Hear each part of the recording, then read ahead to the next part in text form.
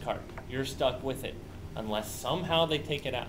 But you know, you can't suddenly say, well, I'm arguing against my harms now, or forget about them, they're irrelevant if they have turns all over. The fourth is going to be the time suck aspect of it. A counterplan is already grabbing two pieces of ground. They're grabbing the status quo and this new one to go against you. If they have the opportunity to have a round-winning position that can be introduced and gone in the first second of their next speech, well, they might be milking a time trade-off there. So in calling for full advocacy or calling for dispositional advocacy, you're calling for them to be accountable for the time that you're spending on it. Good. The fifth is, I would say that they have to argue for the dispositionality of their position. Put this point on the flow, because dispositionality and conditionality, they're not granted positions. There's no precedent for people being able to run these sorts of things in the charter. If anything, the charter says that your opponent can run one counter proposal that has to compete with the status quo and the plan as the best policy in the round. So if they want to claim that they're dispositional or positional, they should have done it in the 1NC, and you should make a stink about the prima facie burden of them to do so. Yeah, because if they suddenly claim advocacy now one way or the other, they're like, oh, that's great, thanks for clarifying it, but you never presented it as a conditional plan or full advocacy in the first round, so thanks. And the last is, it sets up moving targets. All of these things have been argued for one way or another throughout the rest of these points. If you can advocate one position and then switch to another position, that is, from the counterplan to the status quo, from speech to speech, that's what a moving target is. You spend all your time attacking a position, and suddenly they say, that's not me anymore. That's what a moving target violation is. Now, permutations.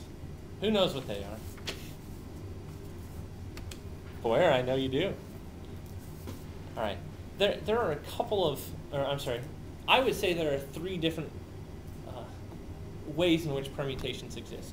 The first is as tests to competitiveness.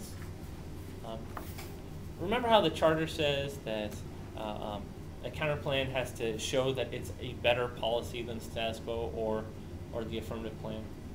It wants it to compete with the status quo or the affirmative plan.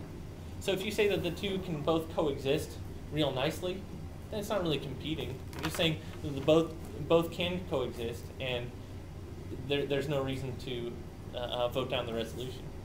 That whole mutual exclusivity debate, that's all about proving that you have to vote them down because you can see that these non-resolutional solutions are optimal. They're what you should vote for. The second way people will advocate permutations are as my new plan. A lot of people will say, hey, my plan was great, their counterplan's good, but if you combine the two, they're best. You'll see some affirmatives doing that so that they can avoid turns on disadvantages, come up with some unique solutions to disadvantages, and have super solvency.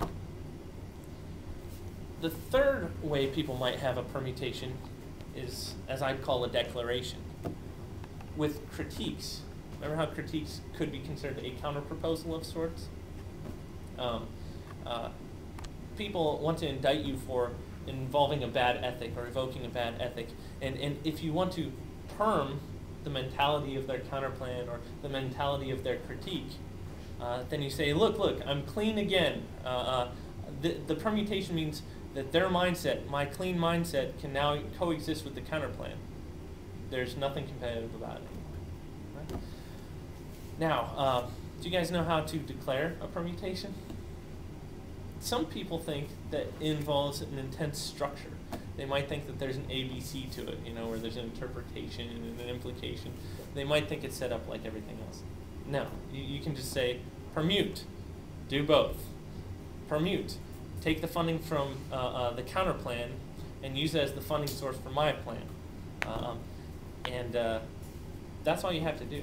If you want to bolster it with new solvency for that my new plan claim, then you would read a card afterwards. You'd be like, if the states and the federal government work together, we would have the most effective policy that would cost the lowest price without angering foreign nations. And then you treat a card that said so. But you'd want to do it right there. Now, permutations can be questioned, and I've got 4 reasons for when they can.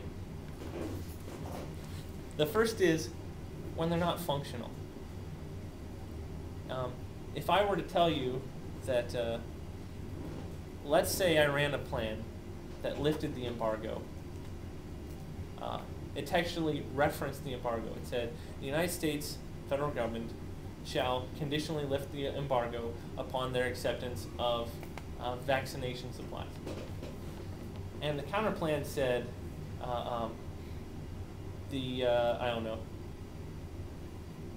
the U.S. lifts the embargo. There's something, oh no, that doesn't make sense. And the counterplan would say, what would the counterplan say? Boyer, can you come up with a logical inconsistency there? A functionally incompatible permutation. Like if a counterplan and a plan can't exist. Any permutation of 2 mutually exclusive plans will probably functionally incompatible. Yeah, but I'm just trying to come up with one, and I can't come up with one in this topic. Any idea? If like the plan was to make women all of the representatives to the Security Council of the United Nations. No, forget that one. The plan was to ban the United Nations. Oh, that would work, yeah.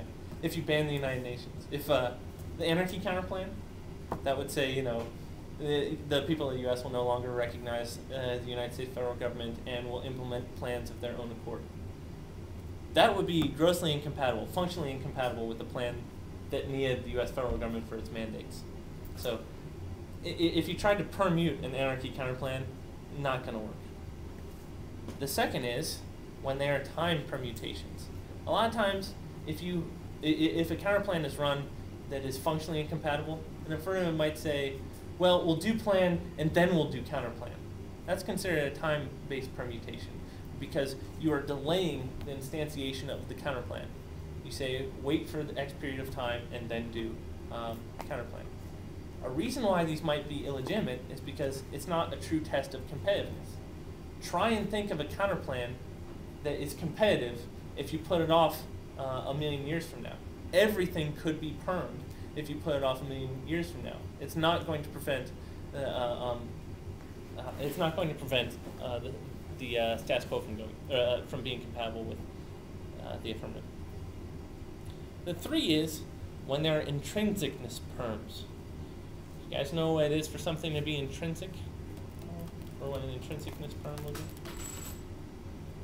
Okay. Think of add-on or ad hoc things that weren't there before. That's what an intrinsicness perm is.